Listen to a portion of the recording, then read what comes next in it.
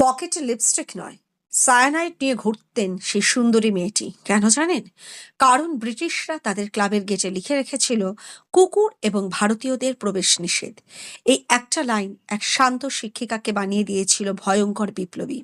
প্রীতিলতা ওয়াদ্দেদার। মাস্টারদা সূর্য সেন যখন তাকে বললেন এই অপমানের জবাব দিতে হবে, তখন তিনি আর সাধারণ নারী রইলেন না। শাড়ি খুলে পরলেন খাকি প্যান্ট, শার্ট আর মাথায় পাগড়ি। পুরুষ সেজে তিনি নেতৃত্ব দিলেন এক আত্মঘাতী দলের। Target Pahartali European club. রাত 10:45। ব্রিটিশরা যখন নাচ গানে ব্যস্ত, হঠাৎ প্রীতিলতার হুকুমে শুরু হলো বোমা আর গুলির বৃষ্টি। মুহূর্তের মধ্যে জৌলুসপূর্ণ ক্লাব পরিণত হলো মৃত্যুপুরীতে। যে ব্রিটিশরা ভারতীয়দের কুকুর বলতো, তারা সেদিন প্রাণের ভয়ে টেবিলের তলায় লুকিয়ে বাঁচতে পারেনি।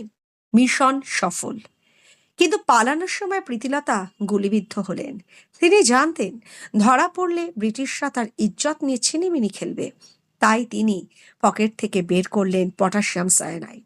হাসতে হাসতে বিষ পান করে তিনি বুঝিয়ে দিলেন, ইংরেজরা আমার দেহ মারতে পারে, কিন্তু আমার আত্মসম্মানে হাত দেওয়ার যোগ্যতা ওদের নেই। নিজের ইজ্জত, দেশের সম্মান বাঁচানোর জন্য প্রাণ দেওয়া, এই অগ্নিকন্যার জন্য একটা স্যালুট অবশ্যই প্রাপ্য। আর সাবস্ক্রাইব করে শুনতে থাকুন আমাদের পরবর্তী গল্পগুলো।